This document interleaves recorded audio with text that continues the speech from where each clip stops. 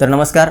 मुख्यमंत्री लाडकी बहीण योजनेचे जर समजा तुमचेसुद्धा या 2 महिन्याचे पैसे नाही आले आणि आता तुम्ही पाहिलं आहे की तुमचं नाव या योजनेतून कमी करण्यात आलेलं आहे, तर तुम्हाला या योजनेचा पुन्हा जर लाभ मिळवायचा असेल तर त्यासाठी तुम्हाला एक संधी अजून आहे. त्यासाठी तुम्हाला ऑफलाईन अर्ज सादर करायचा आहे महिला व बाल कल्याण विभागामध्ये जाऊन जिल्ह्याच्या ठिकाणी तुमच्या, आणि तिथून तुम्ही ही योजना पुन्हा सुरू करून घेऊ शकता.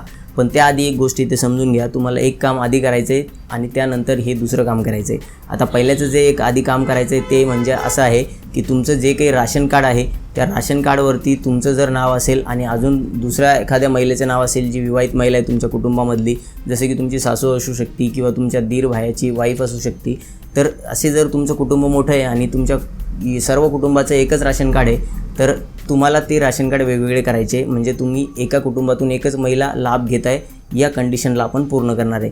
आपण जर बघितलं असेल तर आपल्याला KYC करताना सुद्धा हा प्रश्न विचारला जात होता की आम्ही एकच महिला एका कुटुंबातून या योजनेचा लाभ घेतोय आणि आपण त्या ऑप्शनला येस करत होतो. आता जसं उदाहरण म्हणून समजून घ्या की तुमच्या सासू सासऱ्याच्या नावाने राशन कार्ड बनलेलं आहे. आधी तुमच्या मिस्टरांचं नाव त्यामध्ये होतंच. आता तुम्ही लग्न करून आल्यानंतर तुमचंही नाव त्या राशन कार्डमध्ये ॲड करण्यात आलं. आता तुमची सासूसुद्धा या योजनेचा लाभ घेते आणि तुम्हीसुद्धा घेताय. तर आता हे एकच कुटुंब झालं. एक राशन कार्ड आहे म्हणजे एकच कुटुंब झालं आणि तुम्ही दोघीसुद्धा महिला या योजनेतून लाभ घेताय.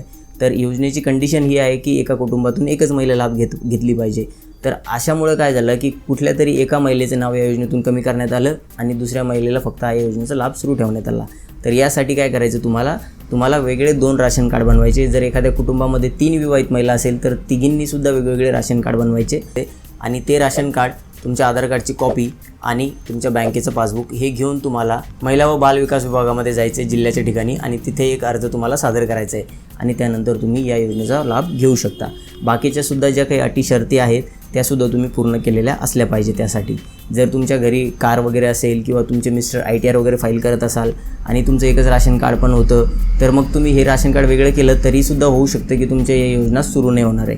तर त्यासाठी काय आहे, जर बाकीच्या कंडिशन योग्य आहे आणि फक्त राशन कार्डमुळे जर तुमचं या योजनेतून नाव कमी झालं असेल तर तुम्हाला तुमचं एक सेपरेट राशन कार्ड बनवायचं आहे आणि त्यानंतर हा अर्ज सादर करायचा आहे. पण जर तुम्ही अविवाहित आहे, आता तुमच्या वडिलांचं नाव आहे राशन कार्डमध्ये तर तुमच्या आईचंसुद्धा नाव असणार आहे आणि तुमचंसुद्धा नाव आहे, तर मग तुम्ही दोघीसुद्धा या योजनेतून लाभ घेऊ शकता. पण तुम्ही विवाहित नसले पाहिजे.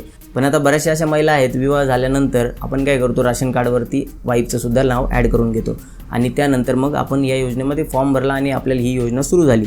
परंतु आपण हे बघितलंच नाही की आपलं राशन कार्ड तर एकच आहे, त्यामध्ये आपली आईसुद्धा या योजनेचा लाभ घेते आहे आणि आपली वाईफसुद्धा या योजनेचा लाभ घेते आहे. आणि हा ऑफलाईन अर्ज सादर करण्यासाठी जो अर्जाचा नमुना आहे तो तुम्हाला आपल्या व्हिडिओच्या डिस्क्रिप्शन बॉक्समध्ये भेटणार आहे.